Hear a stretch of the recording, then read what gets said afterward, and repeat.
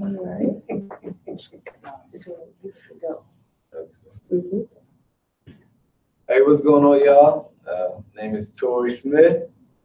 I'm here today. My brother, Gemini boy. You can introduce yourself. Yes, how y'all doing, man? I'm Gemini. Good. I know y'all heard you say y'all was winning, and for as football goes, but I'm here to tell you my story is different from Torrey's. We're like total opposites, matter of fact. You know, but we're all our own success story at the end. That's the only thing that matters. But I'll start off by letting y'all know that I was just recently released from federal prison. I had 50 years. I did 20 years from 1996 to April 2016. And one thing I want you to know, I feel you. I know you get cats coming here, I know you get people coming here, I know you get people to talk to you, this and the third. But I understand why you're sitting in this room right now. It's an escape. And this escape is from whatever's going on out there. This escape is from what you're feeling every day that you're here, that you're just going through something about home, about being frustrated about this, about not hearing from nobody. And when you get sitting in this room right now, it feels good because you're feeling accepted, you're feeling around people. And for us to come up here, and I always tell people, I love you and I don't even know you because I sat in that chair before. And one thing that I always want you to all know is that this ain't the end, bro. Only gonna be what you make it. You can walk around and still thinking you can just, have that bop, just kicking it with the fellas or whatever you do every day. I don't know how this structure is because I didn't make it to this. I went straight from the streets to the big house. At the age of 16, I was incarcerated for assault with a deadly weapon, and another guy that I was with killed somebody. So from the age of 16 to 19, I was incarcerated. Then once I was released from the age of 19 to the age of 22, at the age of 22, I received 50 years, one for drug conspiracy and the other for conspiracy to a firearm. There was no drugs, no guns, no firearm, no nothing. All it was is just 60 other individuals coming in there. A lot of them, 40 of them didn't even know me, pointed me out and said I sold them drugs. And they gave me 50 years for it. So don't think that that doesn't exist. I'm here to tell you that that exists. And I always tell people, who all in here hang together? Any of y'all hang with each other outside of this set and everything? You got some friends here that you know from around? You got some friends you know from around? Everybody, or y'all just in here? I'm here to tell you, them dudes that you hang, how many you know here? Just if you just take an estimated guess. About 20 of them, 19 of them gonna tell on you if you hang with them when you go back out on the streets. I'm telling you some real talk, bro. Them ain't your friends, first of all. They be your associates, but them ain't friends. And I say this because I'm telling you that I lived it. Same dudes that I thought was my friends came in that courtroom with me, bro. My own family members. It caused my family to break up. You got half over here that don't like each other, this half over here, except the fact that my cousin and them told on me and that it was okay, that he got lesser time, so they accepted. But this half over here saying that that wasn't right. He came in the courtroom and lied, and this and the third. So what you have to do as a young man while you're sitting here, as I was telling Torrey on my way up here, you have to reinvent yourself. Right now is an opportunity for you to change everything about yourself. Everything, bro. I mean, from the way you put your socks on. Just try something different. If you always do it with the left, try it with the right sometime. But you got to start reinventing yourself, man. Because you're going to go home. All of us going home. But what are you going to do when you get there? Right now today, if they set you out that door, what you going to do? See what I'm saying? Because if it take you that long to think about it, you ain't ready. They set you out that door right now, what you going to do? Have you even thought about it? Start writing it down what you want to do. Because all that stuff you got in your head, you got to flush it out. You got to flush all that stuff out. You got to start, in order for you to flush it out, You got to start putting some more positive stuff in order to get all the trash and the garbage out of you. But if you just keep doing stuff that brings trash and garbage within your circle, you're not going to change, bro. It's going to lead you right back here.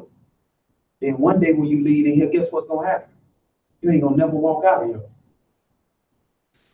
I ain't telling you this to try to put no fear in you. I'm just telling you this because this shit is real. It ain't no joke. It ain't no game. I was in some of the worst federal prisons in the United States. There was more murders within the prison than it was in the local county. I watched dudes get their whole neck slit from here to here. I watched one guy, two guys. One had 5 months, one had 30 days.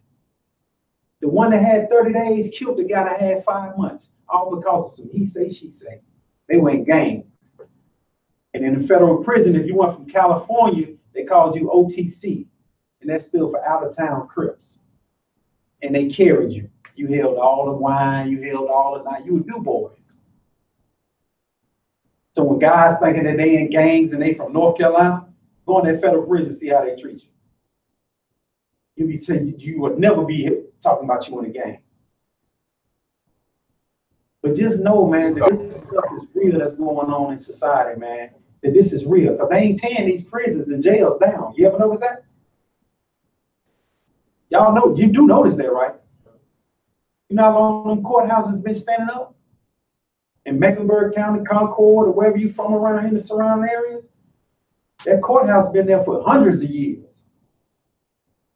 And it's not going to get tore down. But your job is to not to walk through those doors. That's your job. You feel what I'm saying, bro? You sure?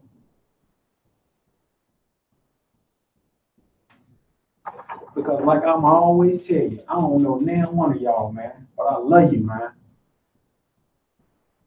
People don't come and tell you that a lot, especially no stranger. But I love you because I know what you're going through. And it hurt, man, just for me to see you right here like this right now. That shit hurt, bro. Because it bring back memories for me, flashback. Like, damn, man, I just had 50 years by the grace of Obama. I'm free. Because if it weren't for President Obama, guess where I'd still be? Incarcerated. And you know, when you got 50 years, you know how much of that you got to do, don't you? 44 years or 43 years I had to do. I still had another 23 years to do. I would have been 67 years old when I got out. Is that what you want for yourself, man? You sure? You positive. You got to start making a change now, though. Because like I told you, they keep you out there doing right now today, what you gonna do? You don't even know. You don't even have an idea. And it's so easy when you get out of here, man. Next thing you know, man, what allowed that? Well, what y'all doing, boy? Where y'all at? Y'all got who over there? Kiki them over there? Oh, I'm on my way. It's so easy for that to happen. You laughing, but I'm for real. As soon as you get over there, you start rolling up. Next thing you know, some brews start coming through the door. Next thing you know, one of your partners come through the door who you ain't seen. He got that pack. Well, I ain't got no money for you, but here you go. What you gonna do then? You on that loud. You been drinking. You don't know what he handed you at the time. You just know it's a sack. You don't know he just robbed the joker around the corner and took it from him. He dead around there. Well, put this gun up for me, boy. Hold this pistol for me. But guess what's going to happen when the police come around the corner and you get caught with that gun? How you going down? Facts. Facts. Because guess what he going to say? Well, that wasn't me. He had that gun on him. I ain't got nothing. He got the dope and the gun. And he going to be at home. So let's just start, like I tell you, man, start reinventing yourself right now, man. Start doing things different for yourself. Because ain't nobody going to do it for you. Torrey and I can only come in here and speak to you and tell you about how life is. We can only give you our experiences. They say, like an old saying says, there's nothing changed under the sun. Everything remains the same. But your dreams and aspirations can only go as far as you want it to go.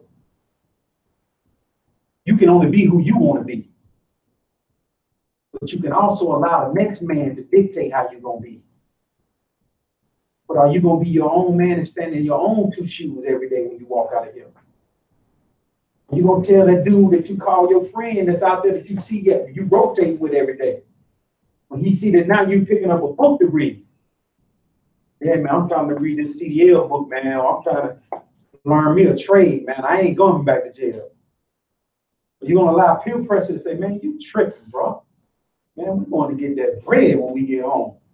You faking. My boy got some licks lined up right now. What you going to do? School. Where do you do that at? Because that's what they're going to be telling you. Am I right? Ain't that lingo? That's the lingo. Because I know it. I lived it. But don't let somebody like me and Torrey come in here telling you right now, because right now, you're here for a reason. You're in here for a reason. God placed us in this room right now for a reason. And that reason is to share this message to you. And for you to accept it is on your own. It's not going to be on me, because I know what I'm going to do. And the one thing I ain't going to do is go back to jail. For nobody. Joker come around me talking about he got something. I want to hit him in his mouth. Because I know you don't care nothing about me. Because if you cared about me, you'd be telling me, man, I got a job lined up for you around here, man. You want to come work with us? You come trying to hand me some drugs or some narcotics or something like that? Man, I'm trying to hit you in your mouth for real.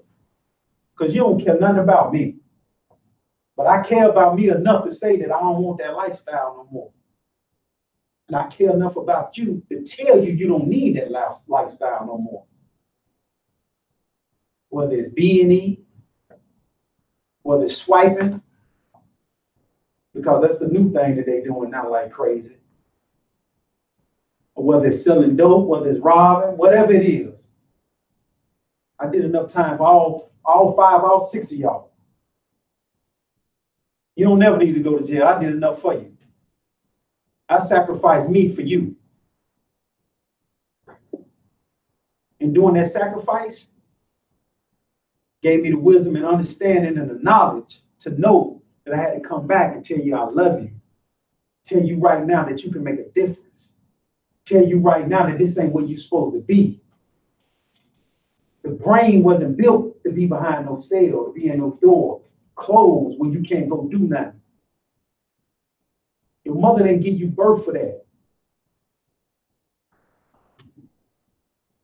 And I don't want to hear about how hard it is, how this it is, because I've lived it, man. Sugar sandwiches and all. Plucking roaches out the cereal and everything. Using water for the milk. I've been through it. And kids today, your age, really don't know nothing about that. You know a little something, but you don't know about the real rough part of it. But when you walk out of this room, you're going to remember me. Because I'm going to make sure of it. All right? Yeah. So I thought it was important for Gemini to speak first because he knows from experience where some decisions can lead you to. That's not something I can relate to. I can relate to my mother being incarcerated, cousins being incarcerated, and seeing all of these things brought me to the path that I'm at right now. I grew up on the oldest of 7. I was raised by my mother, and I'm from Virginia, originally a little small town called Columbia Beach. And, it was easy for us. My mother, she was in an abusive relationship. I got a little older, probably about second grade maybe. He was on drugs. He was abusive.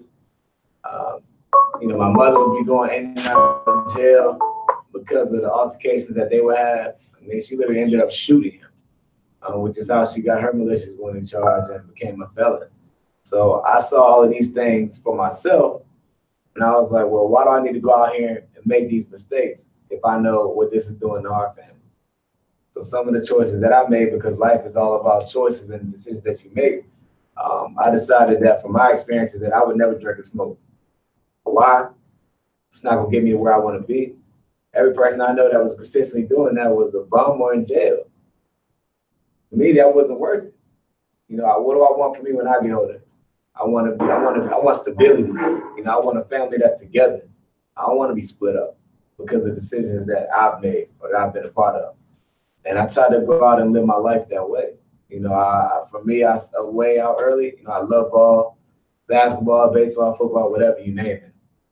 That was always an outlet for me. Sports was a way for me to get away from the problems that were at home. It was a way to beat somebody up without physically putting your hands on them. And it was a way to just challenge myself. You know, it was peace. And I also saw the opportunity to earn an education, scholarship. Y'all might ask, well, why'd you talk about scholarships so much? First of all, scholarships are expensive. We were broke. My mama can't pay for that. That's the simple philosophy behind that. But also I understood that folks who have a college education make more money than folks who don't. So ultimately, I'm telling you, I wanted to go to school because I wanted to make more money. And I wanted to do it the right way because I saw the folks who were chasing the fast money, you know, the dope boys from where I was from. I was seeing them go to jail or either passing away and getting killed. Like, why do I have to go learn and figure that out for myself? I see it. I'm watching it. What makes me any different than them that I can do this and come out on top and not eventually get caught and go to jail or eventually get killed because of something else? That wasn't a decision that I thought it made it easy for itself, to be honest. You know, I didn't want to die, and I didn't want to go to jail. It was that simple. You know, and I wanted a better future for myself. I wanted stability. I wanted to be married. You know, I go places and I see other families and I see that they were whole. I see they were complete. Like, I watched my coaches, like, I wanted that. You know, my dad wasn't in the house when I was growing up. It was just my mother. And so for me, having all that responsibility, I'm like, man, there has to be a better way. And I know it's a better way because I saw it. So why not try to be like that? And that was my way out, man. I earned a scholarship to the University of Maryland. And like Jim and I was talking about writing down, reinventing yourself. For me as a youngster, I tried to figure out, well, I want a scholarship. We can all say we want to do something, but how are we going to get it done? I want to get a scholarship. What do you have to do? You have to work. You have to grind. You have to stay out of trouble, right? You have to have good grades. That's why they call it a student athlete, because you're a student first and athlete second. And you have to be someone that people can depend on. So if you're out there, you get in trouble, you're making bad decisions, people are going to choose you regardless of how your talent is. That's the way the real world works. You know, they tend to, if you and I are both lined up for the same job, same interview, and you're out there, straight A student, model citizen, not doing anything. We both have the same type of talent. I'm qualified. I can take care of it. I can handle this computer just like you can. But I'm out here, I'm getting in trouble. I'm late. I'm skipping class. Who y'all gonna hire? It's simple, right? We all know what that answer is. So for me, I recognize all these things. I'm like, man, I loved all my boys. I'm not gonna sit here and tell you I don't have homeboys who do some crazy things. But I'm also here to tell you that my homeboys don't do crazy things when they're around me because of the way I carry myself and the things that I place values in. And I love them boys to death. They know I love them. I tell them I love them. But one thing that's not going to happen is that I'm not going to allow their bad decisions take me down or influence me in a way that's going to lead me or keep me away from my ultimate goals, which back then was to get a scholarship. So I worked my tail off, and I stayed out of trouble, kept my grades up, and I was blessed to be able to receive a scholarship from the University of Maryland. And from there, you know, I had the opportunity to get drafted by the Baltimore Ravens. I was drafted in the second round back in 2011. And for me, it changed everything. You know, when you come from our folks, we struggle, man. My mom did all she could to take care of us. My mom made some bad decisions that led to her being behind bars at times. But one thing you can never take from her is the fact that she worked her tail off and sacrificed. And I saw that. And I took all the good things about her And I tried to implement that in me and what I needed to do. Got that scholarship. I graduated with a degree in criminal justice. Y'all might say criminal justice, would you want to be a cop? Whatever. No, I want to be a lawyer. Because I saw that my mother, as she had a lawyer, had money like we had, in one of her cases, she wouldn't even be a felon right now.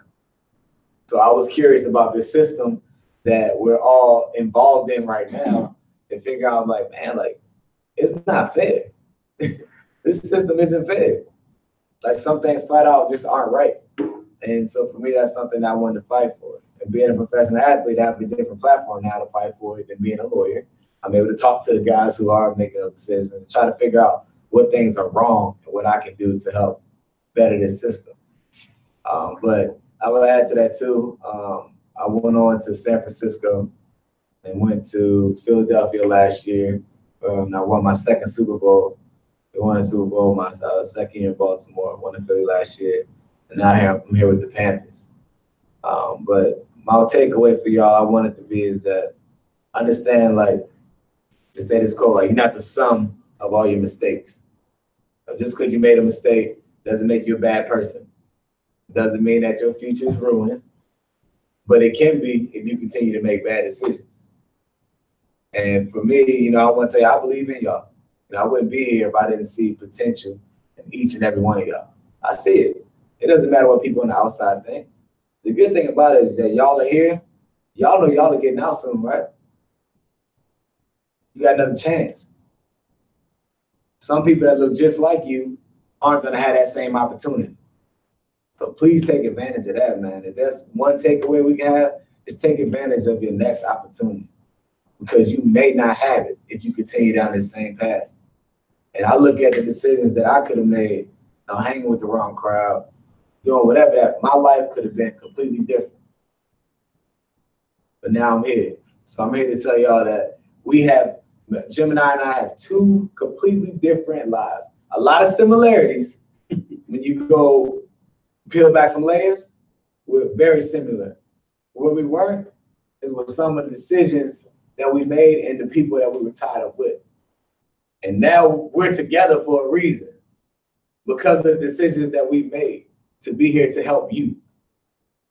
And that's what it's all about, you know, trying to be the best version of ourselves and trying to help others.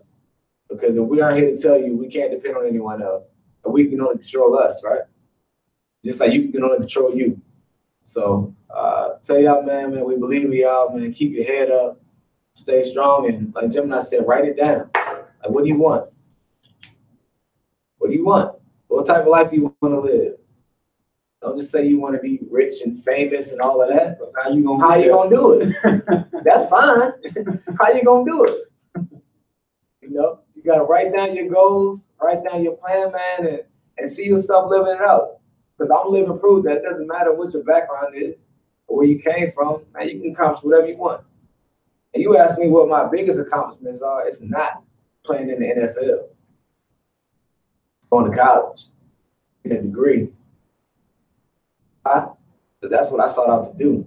I wrote that down. The NFL is a bonus. I honestly didn't even think it was possible. Being honest, I'm 2 Super Bowls in, 8 years later, you know, and I don't even know if I was scared of just because that was too far-fetched. I'm just like, y'all, man, you literally playing Madden, like, I'm going to the league. I just think about that, but then I would start to see the statistics, like, oh, only 1% of people make it there. Like, 1% of athletes play at the Division I level, out of all the high school athletes. 1% of college athletes play in the NFL. And I'm just playing the odds, and I'm not playing out of fear. I'm going to college, and I'm seeing guys who I think are great players not making it to the league. So it wasn't a scare tactic like, man, I don't think I'm good enough. But it was like, man, I can get hurt. Like, I broke my leg in college, in high school. Didn't think I was going to be able to get a scholarship. I wanted to focus on the reality of what it is. Yes, I wanted this grand, elaborate opportunity to play in the NFL, but the reality of it is I'm always one play away. Always one play away. So what's next? And my education isn't going anywhere. This NFL can end next Sunday. It can end in practice. It can end next season. It can end whatever. That degree, ain't no Super Bowl rings. Can't nobody take them away. You know, so that's why I say that's my biggest accomplishment. And that's something that y'all can do as well. It doesn't have to be college. It can be a trade. Exactly. It can be the tech world. with these computers. Everybody on their phone all the time anyway.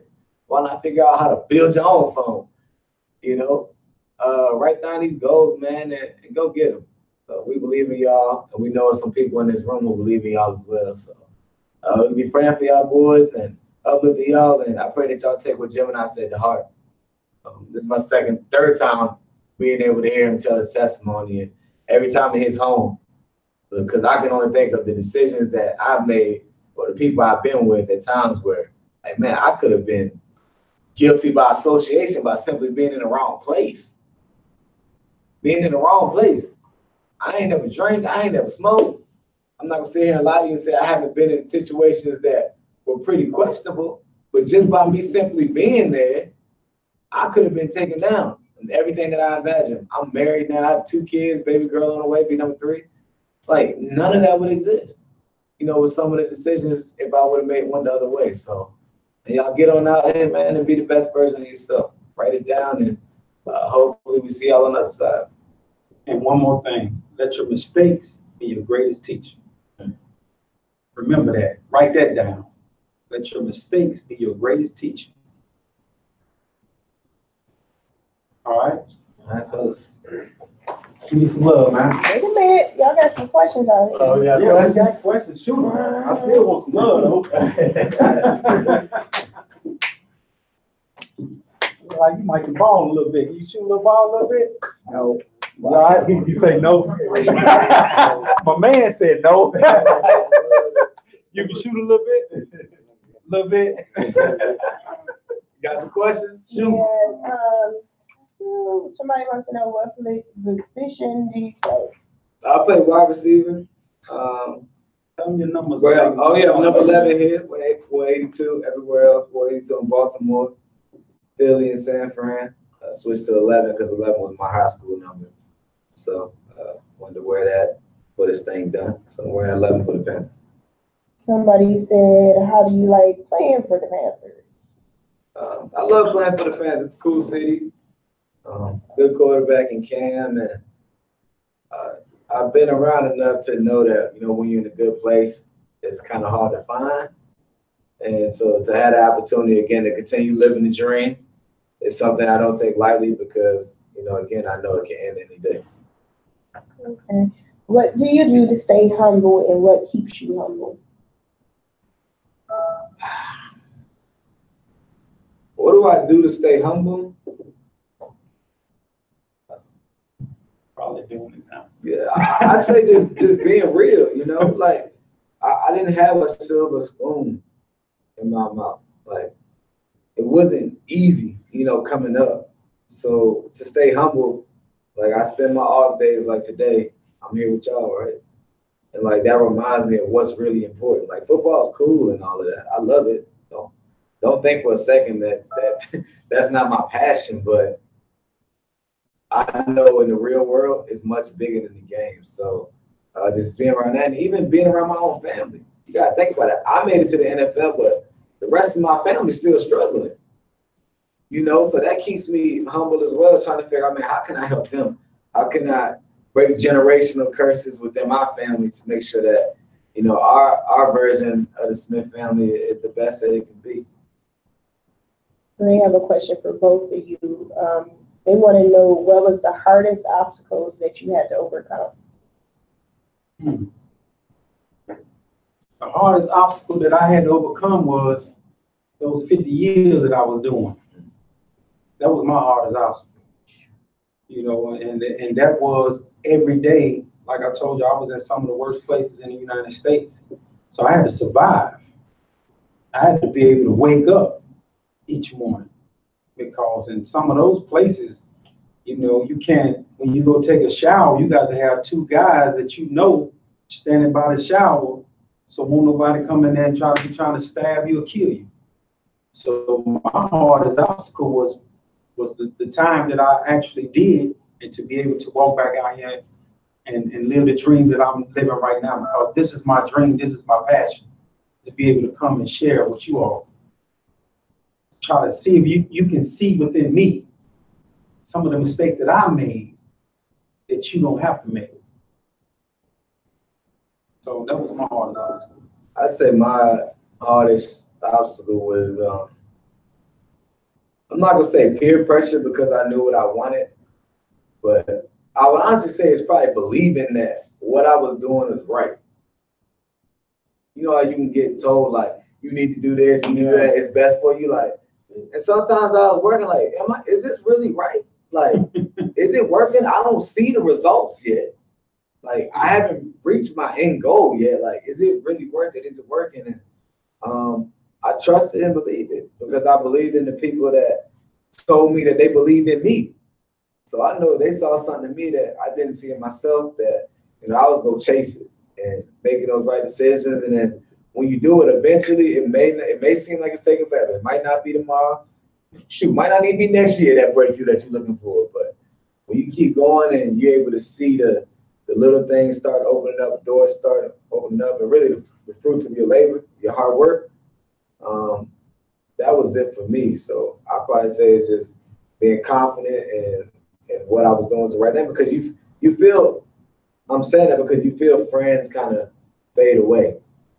You know, when you're removing yourself in certain situations, you know, you love them, but the love, ain't no love lost, but you kind of just feel it, you know, and you kind of feel like, man, like everybody want to go here and kick it, but I had this schoolwork to do because I'm trying to make sure I'm on honor. Like you kind of feel like, man, am I missing out? Like, what if this doesn't go how I wanted to go? You know, so I'll probably say there was a little bit of that in there, but at the end of the day, now that I'm an adult, I know that was easy. and that's my process for everything now. Just trust the process, continue to work and do the right thing. And when you do the right thing, it has to pay off.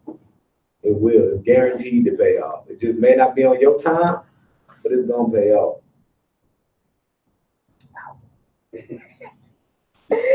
They want to know what you do now, Gemini.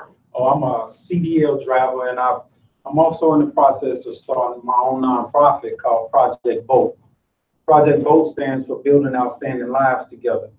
And what it consists of is individuals such as yourselves, myself, and other individuals that have been incarcerated and youth.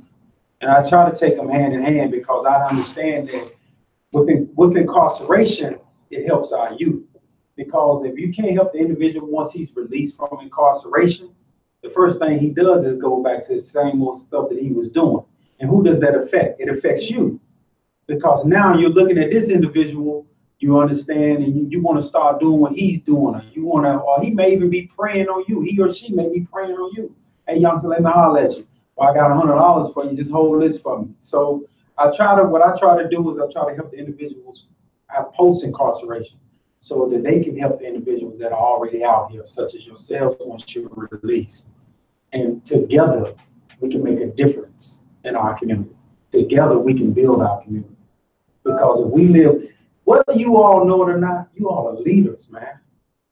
You don't even know that yet, but you're leaders. Just sometimes look around. Sometimes you might say the corniest jokes ever, and everybody laugh. That's leader quality. You don't even know it yet. So that's what I do now, and I love every minute of it. Okay, somebody is adamant about this question. How do you feel about your former teammates taking a knee? I love it. You know, I was in San Francisco when Colin Kaepernick took a knee, and Eric Reed took a knee, who's currently on the Panthers as of last week, and he took a knee again in Carolina. So to me, I think it's something that, you know, if you believe in something, you stand on it, or take a knee by it, you protest by it. Me personally, being that it's something that is always, I have a personal connection to these issues that they're protesting about. Like, I've always been kind of trying to do the work to figure out how to help. And so that's kind of my lane. I try to continue to focus on the work versus so much protesting, because it's very easy for people to say, oh, you protested, and completely forget about the message. So the way I go about it is I continue to drive the message, so you can't do anything to try to cloud what I'm doing and what I'm saying, because we all know that people don't want you speaking out about certain issues. So with me, can't find anything that, you know, you're going to be able to knock or use against me as in a protest. But I stand behind our guys 1,000%, and I support them because by them taking that risk, they're helping to change a lot of lives by initiating conversation and motivating people like yourselves, Gemini, myself, to do more. And that's how we're going to see the change that we really want to see through actual work. And the protest started that. So we're going to do one last question because I know you want to go to the units. Is a football contract guaranteed, and do you get the money if you get cut? Actually, most contracts aren't guaranteed. So everyone in the NFL isn't rich. Everyone in the NFL doesn't drive a Lambo, have 100 different cars, have a yacht, live in Miami, and that's not how it works. The average career is only 3.5 years. And within that, the average salary, guys aren't making as much as you would think they make. So, for myself, I've definitely been fortunate. I know y'all got Google, so I ain't gonna say nothing sideways. I've been fortunate. I got a little change. But when it comes to that stuff, man, you have to be smart with it. And speaking of money is something that I told y'all how we grew up. We didn't have much. I didn't understand money. I didn't understand budgeting, saving, investing, all these different things. And so that's what I have my master's now. We got it from the University of Miami in business, so I can learn more about numbers, really, so I can understand what my financial advisors were telling me. That's really why I went, because I didn't understand it. Everyone's like, hey, hire a financial advisor. Okay, I'm gonna hire one. All right, he's talking to me about something like, look, I don't know nothing about what I only know what my paycheck says. I don't know what you're trying to do with my money. So I had to go out there and try to learn about it, because I've seen personally a lot of guys get money and lose it. And to me, it's almost like I would rather never even had it than to have it and lose it. And it's ways to be smart about it. It's about priorities. It's okay to live a little, but you have to be smart. For me, I'm fortunate. I'm married. That's a key part of it. I'm married, so I have stability there. I have my kids, they're expensive, but, overall, it's just about priorities, man. I'm not out here buying Gucci, Louis, Prada, everything. Y'all see me on a normal day. These are number shoes, by the way. But y'all see me on a normal day, I'm wearing Crocs. Am I lying? I get clowned by everybody in that building. I wear Crocs almost every day because we didn't have much coming up, so material things don't mean anything to me. Like, what you gonna say to me? If I'm fresh, and when I do get fresh, I feel good for myself. I don't need you to go, oh, yeah, you got them fresh. Yeah, okay. Who cares about that? Just because you got something that's expensive, it don't make you any cooler. I've seen the freshest dude be lame as I don't know what. That's just being honest. 9 times out of 10 is how. You know what I'm saying? A lot of people like to get into material things because they have some confidence issues. Yeah. When you confident in yourself, it don't matter what you wearing. Don't matter what you wearing. Don't matter. And that's how I've always been. It got built up that way because of Walls. Because I learned shoot, I ain't gonna go to this Foot Locker and look at these shoes. I know I can't get these. That's kind of how I started. But I learned man, these didn't make me who I am. These clothes don't make me who I am. And so it didn't cause me to lose friends, and it didn't gain me any friends. And it didn't help me along this journey that we were talking about. So for me, I can appreciate nice things. I can appreciate when someone has nice things, but I can appreciate the things that are necessary to life more. And that's really what I'm all about. That is such a good message. Hear that, boys? It ain't about going to get the fresh pair of J's. Nah, yeah, I'm here to tell you that I don't wear number New Balance, and all of them cost $50. I will give you about 3-4 pairs of these. When you buying J's. Think about this. I'll never knock anyone's hustle because, again, I know it's I know my mom did for us. But what do your priorities say when you see a dude and they got the freshest J's just dropped? They ain't got a pot to piss in or window to throw it out of. Ain't waiting at the bus stop. But he fly. No doubt, no money in his pocket. Like none of that. Like those are all priorities, man. Like I'd rather have me a decent pair of shoes and have some money in my pocket so if I want to stop by this Bojangles or whatever, I can eat. You know, I want to go to the movies on the weekend, I can do that. Them shoes ain't doing nothing for you. Don't let anybody let you fall into that trap, man. That's the biggest trap. That's the biggest trap that they got going. Don't fall into that right there. Materialistic stuff. Don't fall into it. You'll be, and I'll let you know, you will be playing catch up forever. Forever. Because it's adults doing that. I'm telling you about right now, in my situation right now, there's dudes trying to keep up with the big boys. The Joneses. And when we just talked about losing money, everybody ain't got big boy pockets.